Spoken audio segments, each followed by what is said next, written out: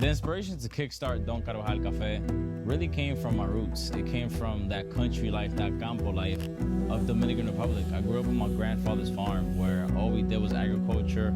Obviously, I went to school, but I grew up around that type of culture and community. My name is Héctor Carvajal. I'm from the Dominican Republic, and I'm the founder and CEO of Don Carvajal Café, which is a specialty coffee company based in the Bronx of New York City.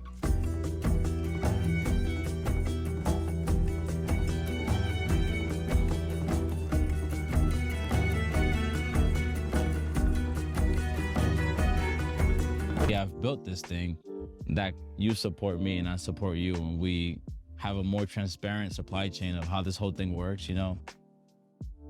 That's what inspired this whole thing. It's just, you know, seeing my mom brew coffee in the morning, everybody in my family, it's a big piece of our culture.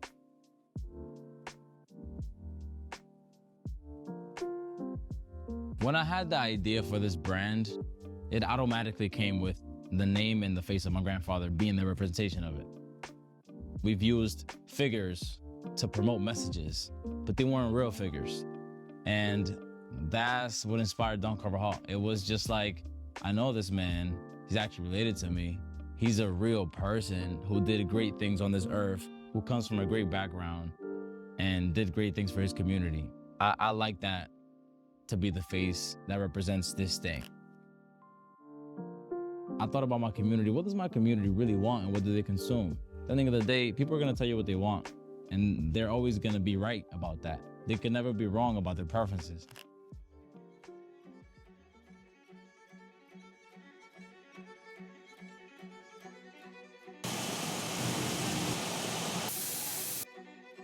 But I feel like the one thing that the specialty coffee industry lacks is understanding culture and background and translating that into the products that it offers.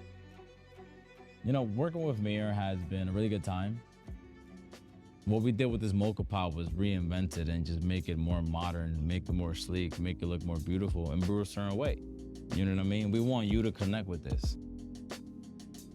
My culture, my grandfather's time, his dad's time, all of that is factored into this because it's just experience and things that I learned from you and that you learned from them.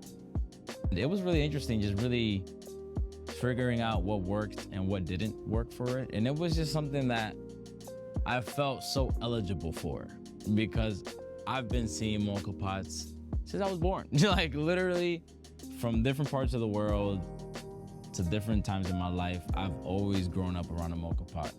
Your Dominican household is not a Dominican household if it doesn't have a greca in it. Like you're questionable. Yeah. So growing up in that environment, you know, coffee was such a big piece for us that all these times I had so many experiences about Moka Pots.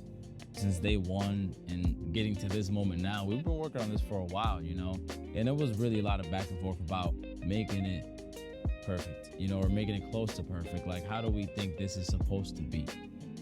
We want you to have the best experience that you can have with this product. That energy translated into this Moka Pot. You know, this greca is everything. It's like, it's a universal language that you could tap in with somebody anywhere in the world. This is no misunderstanding.